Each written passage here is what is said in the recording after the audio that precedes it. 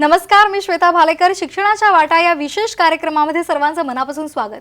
कमी खर्चामध्ये गुणवत्तापूर्ण वैद्यकीय शिक्षणाची रशियामध्ये संधी याविषयी आज आपण चर्चा करणार आहोत आणि यावर मार्गदर्शन करण्यासाठी स्मॉलेंस्ट स्टेट मेडिकल युनिव्हर्सिटीच्या 2013च्या बॅचचे डॉक्टर प्रसाद देशपांडे आणि डॉक्टर सुमित नलवडे आज आपल्यासोबत आहेत. दोघांचं मी मनापासून स्वागत करते या कार्यक्रमामध्ये. कमी खर्चात गुणवत्तापूर्ण वैद्यकीय शिक्षणाची संधी, रशियामध्ये संधी याविषयी आज आपण चर्चा करणार आहोत. माझा पहिला प्रश्न असणार आहे डॉक्टर सुमित यांना. प्रत्येकाला वाटतं डॉक्टर व्हावं आणि त्यासाठी आपल्याला इथे शिक्षण जर घ्यायचं असेल तर त्यासाठी खर्च थोडासा जास्त आहे आणि मग त्यामध्ये जर आपल्याला परदेशात जायचं असेल तर तो खर्च सुद्धा अधिकच असेल अशी प्रत्येकाचा गैरसमज असतो.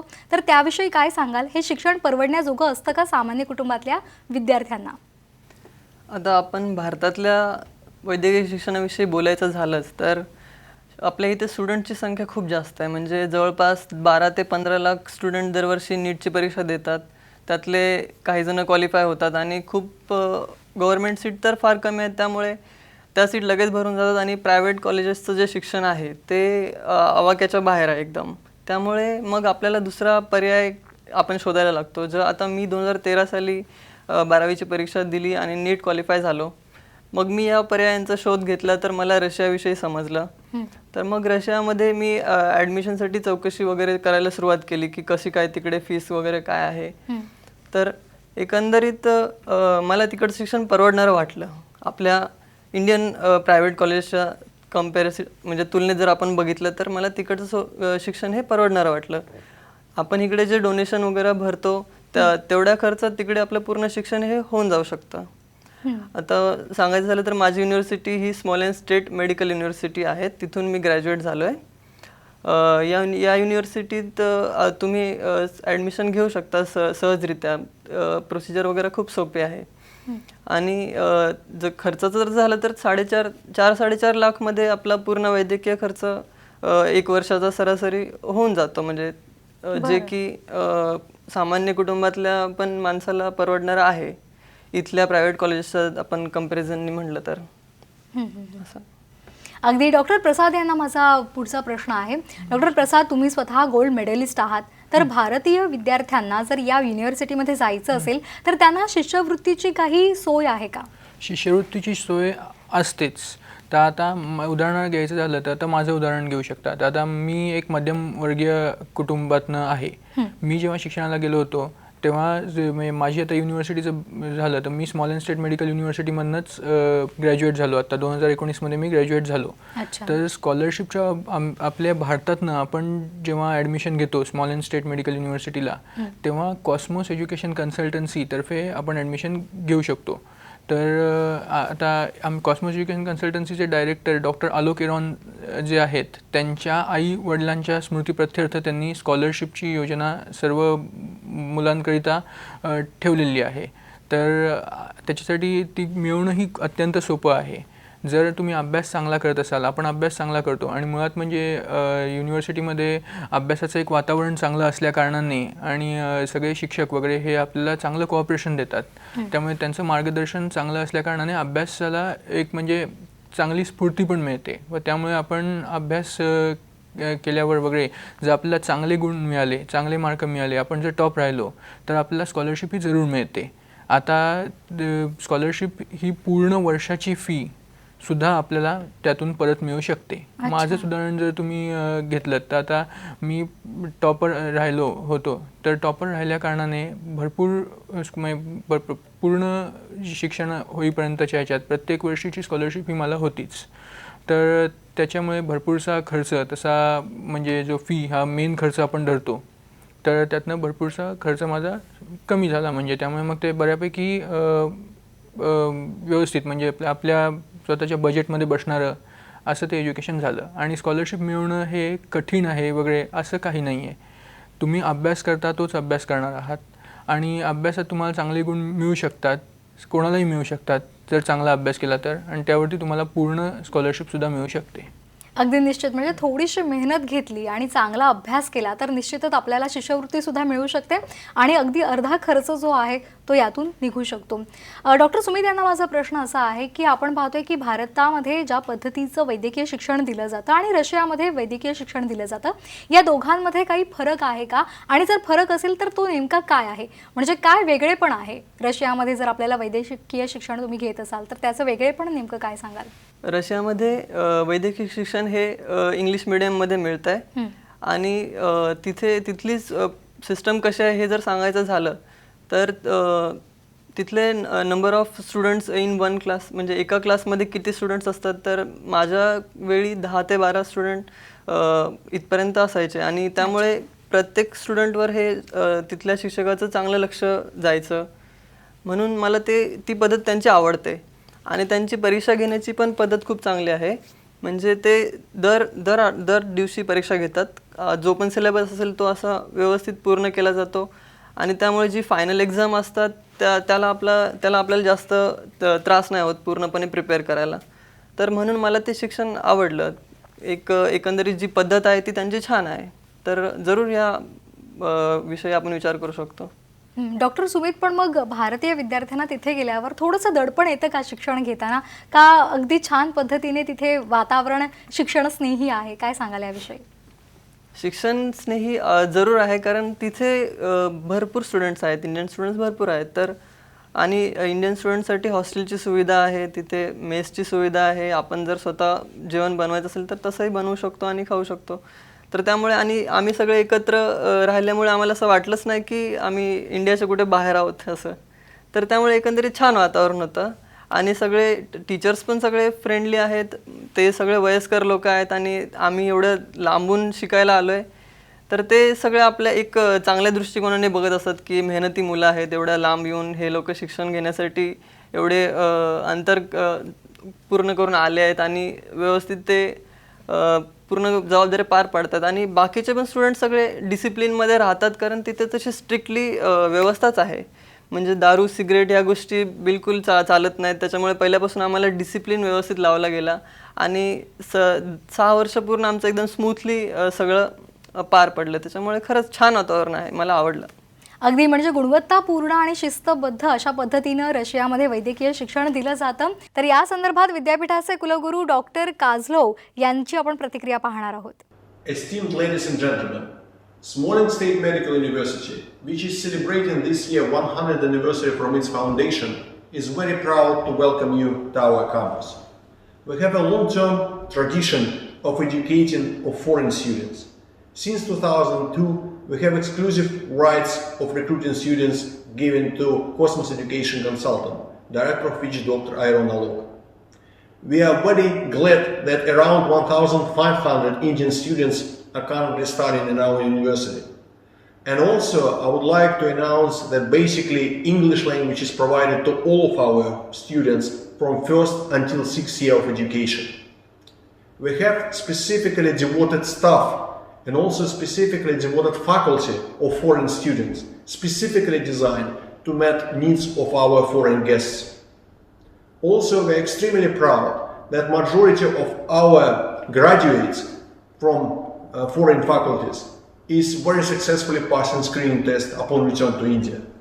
Historically, Russian Federation and India have a very long-term friendly tradition. And again, we are delighted that Indian students are choosing our university.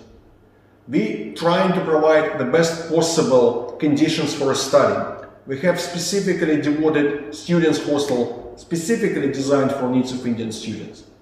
We have very good sports and other activities, again trying to provide our guests with the best possible scenario to develop their classical skills in sports, education, and also in different arts. Ladies and gentlemen, we are extremely proud to welcome you to our university and hope that you will choose us. See you soon. तर आताच आपण काझलोव यांची प्रतिक्रिया पाहिलेली आहे. कमी खर्चात गुणवत्तापूर्ण वैद्यकीय शिक्षणाची रशियामध्ये संधी, याविषयी आज आपण शिक्षणाच्या वाटा या कार्यक्रमामध्ये चर्चा करत आहोत. आणखी सुद्धा आपण माहिती घेणार आहोत, पण तुर्तास वेळ झाली छोट्याशा विश्रांतीची. पाहत रहा शिक्षणाच्या वाटा.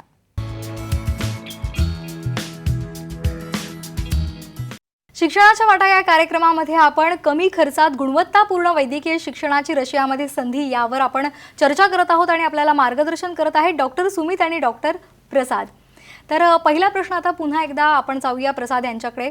प्रसाद, मला सांगा की बाहेरच्या देशातून म्हणजे परदेशातून जर आपण MBBSचं शिक्षण पूर्ण केलं तर भारतामध्ये आपल्यावर काही मर्यादा येतात का, त्याविषयी काय सांगाल? परदेशातनं जरी आपण शिक्षण केलं तर भारतामध्ये आपल्यावर काहीही मर्यादा येत नाहीत.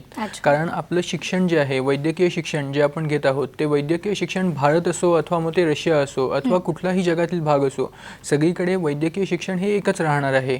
कारण आपलं शरीर एकच असल्या कारणाने सगळं शिक्षण एकच राहणार. तर आता आपण ज्या प्रकारे अभ्यास करतो, आपण जर चांगला अभ्यास केला असेल आणि आपण जे ज्ञान घेतलं असेल तर ते सगळीकडे आपल्याला म्हणजे व्यवस्थित उपयोगाला येऊ शकतंच.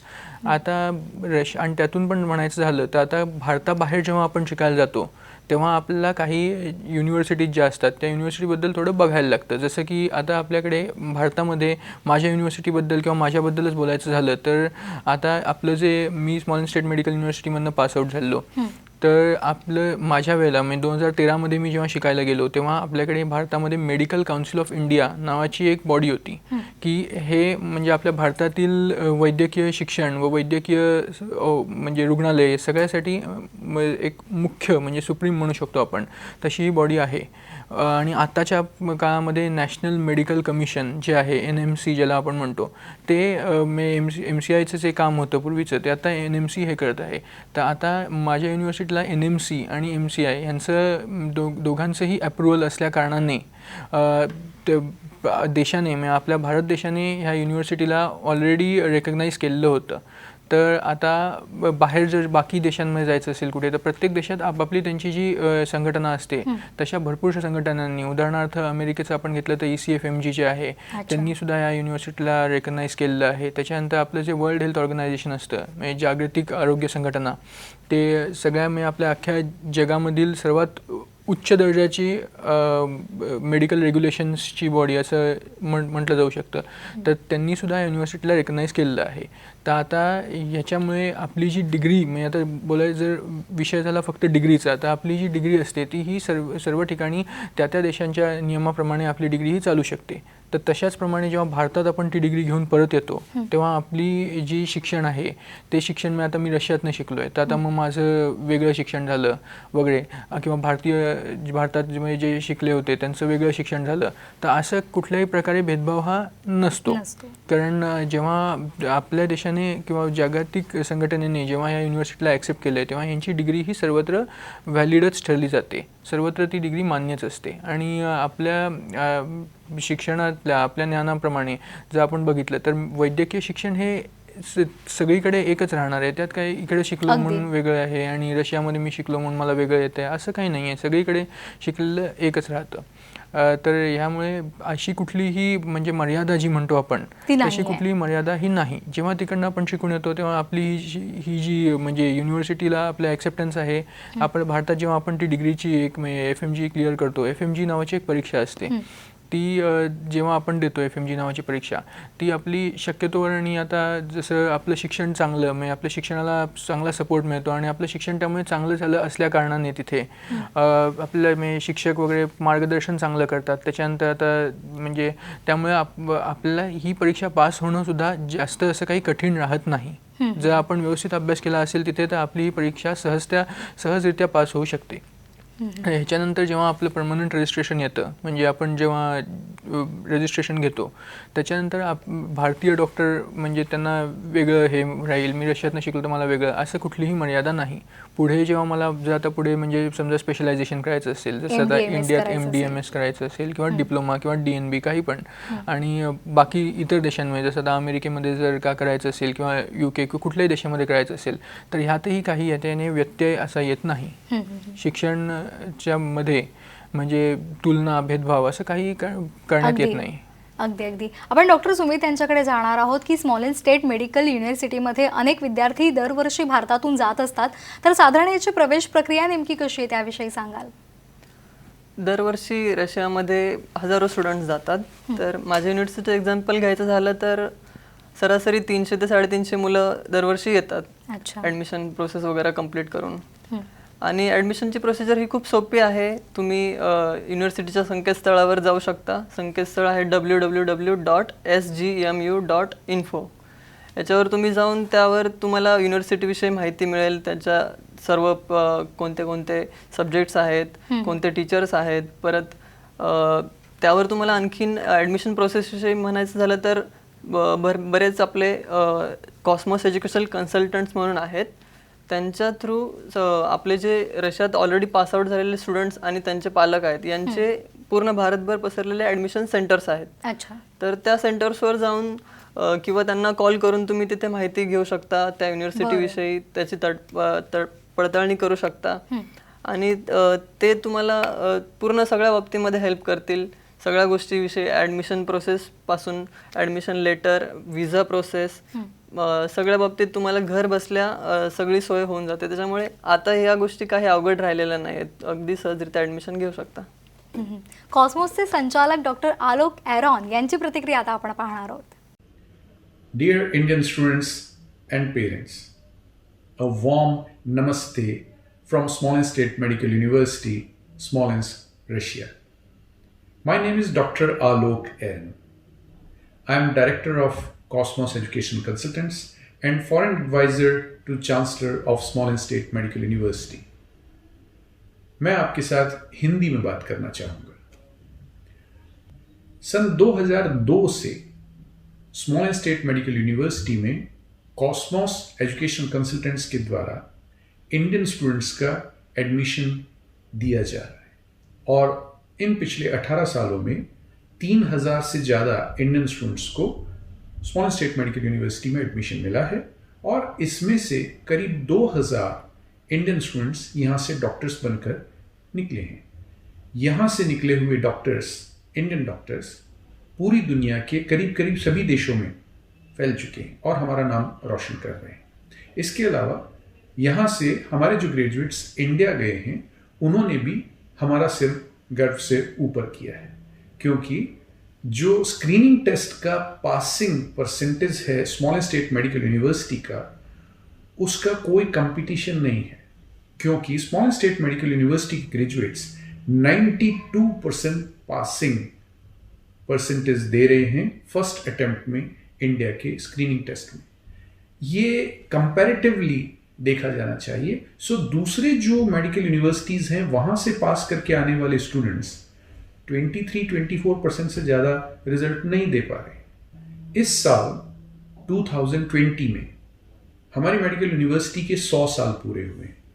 ये मेडिकल यूनिवर्सिटी 1920 में बनी थी और इस साल 100 साल पूरा होने के उपलक्ष्य में इस साल जिन भी इंडिया के बच्चों को एडमिशन इस मेडिकल यूनिवर्सिटी में मिल रहा है उन सभी की फीस में $500 की सब्सिडी देना अनाउंस हुआ है. इसके अलावा यहाँ पर इस समय स्मॉलेंस्क स्टेट मेडिकल यूनिवर्सिटी में इंडिया के करीब 1350 इंडियन बच्चे पढ़ रहे हैं. उनमें से कुछ 600 इंडियन बच्चियां हैं, लड़कियां हैं. स्मॉलेंस्क स्टेट मेडिकल यूनिवर्सिटी में 3 हॉस्टल्स हैं जो सिर्फ इंडिया के बच्चों के लिए हैं. उनमें से गर्ल्स हॉस्टल अलग है, बॉयज़ हॉस्टल अलग है. इसके अलावा एक इंडियन मेस हमारे कैंपस में काम कर रही है जिसमें कि 3 इंडियन कुक्स काम कर रहे हैं. इसमें सिर्फ इंडियन बच्चों के लिए खाना बनता है और 2 तरह की ये मेस काम कर रही है, प्योर वेजिटेरियन मेस और non vegetarian mess. Smolensk state medical university में पढ़ाई का ड्यूरेशन 6 साल है और सभी 6 सालों में पढ़ाई का जो मीडियम ऑफ इंस्ट्रक्शन है वो है इंग्लिश मीडियम. मतलब सभी 6 सालों में इंग्लिश मीडियम में यहाँ पर पढ़ाई होती है. सो इंडियन स्टूडेंट्स जो इस साल 2020 में हमारे यहाँ एडमिशन लेना चाहते हैं, you are most welcome. But आपको एक बात का ध्यान रखना है कि स्मॉलेंस्क स्टेट मेडिकल यूनिवर्सिटी में एडमिशन लेने के लिए आप किसी भी एजेंट्स के साथ बात नहीं करें, क्योंकि स्मॉलेंस्क स्टेट मेडिकल यूनिवर्सिटी और कॉस्मॉस एजुकेशनल कंसल्टेंट्स किसी भी एजेंट को अपॉइंट नहीं करते हैं.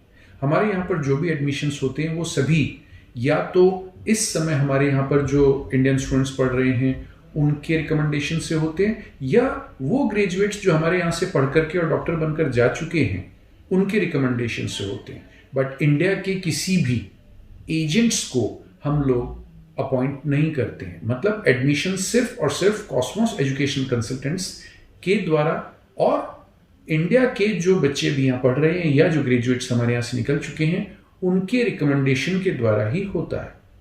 So Indian students coming to Small State Medical University this year in 2020, you are most welcome and we are waiting for you. कमी खर्चात रशियामध्ये गुणवत्तापूर्ण वैद्यकीय शिक्षणाची संधी याविषयी आज आपल्याला डॉक्टर सुमित आणि डॉक्टर प्रसाद यांनी मुलाचं मार्गदर्शन केलेलं आहे।